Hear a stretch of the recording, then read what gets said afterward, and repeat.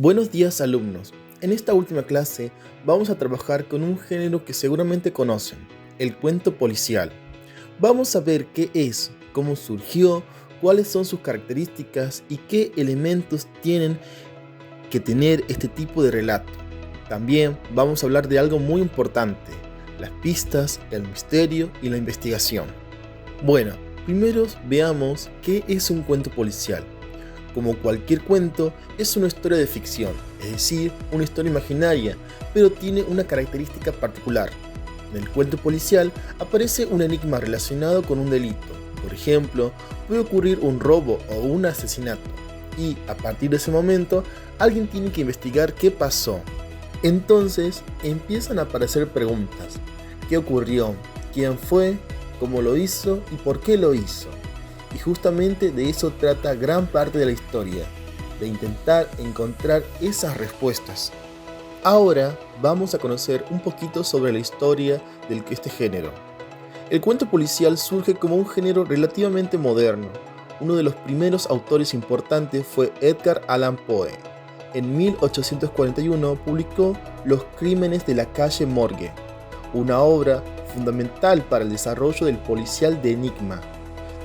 Después aparece otro hombre que seguramente conocen, Arthur Conan Doyle, el creador de Sherlock Holmes. Y acá aparece algo muy característico del género, la relación entre el detective y su ayudante. En el caso de Sherlock Holmes, su ayudante es el famoso Dr. Watson. Holmes investiga y resuelve los casos, mientras que Watson lo acompaña y en muchas ocasiones es quien cuenta esas historias. El género policial también tuvo un desarrollo muy importante en Argentina. Su momento de mayor auge se ubica principalmente en las décadas del 40 y del 50. Entre los escritores argentinos relacionados con este género podemos mencionar a Jorge Luis Borges y Adolfo Bioy Casares. Ellos incluso escribieron juntos 6 problemas para Don Isidro de Parodi. Así que, como pueden ver, el género policial también ocupa un lugar importante dentro de nuestra literatura. Ahora vamos a detenernos en algo muy importante, la estructura del cuento policial. En estos relatos podemos encontrar dos historias. Por un lado, tenemos la historia del crimen y por otro, tenemos la historia de la investigación.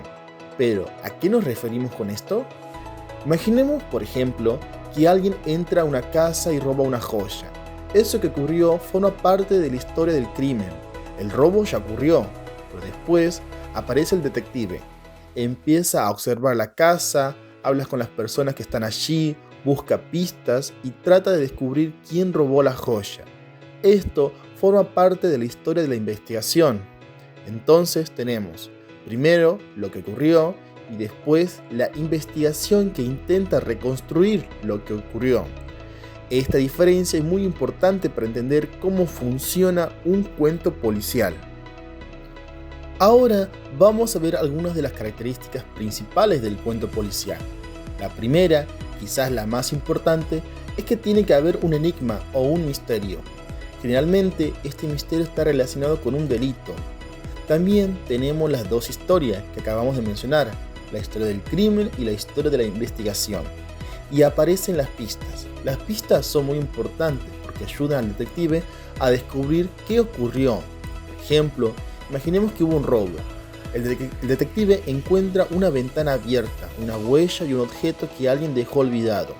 Ninguna de estas cosas, por separado, necesariamente resuelve el caso, pero el detective puede relacionarlas.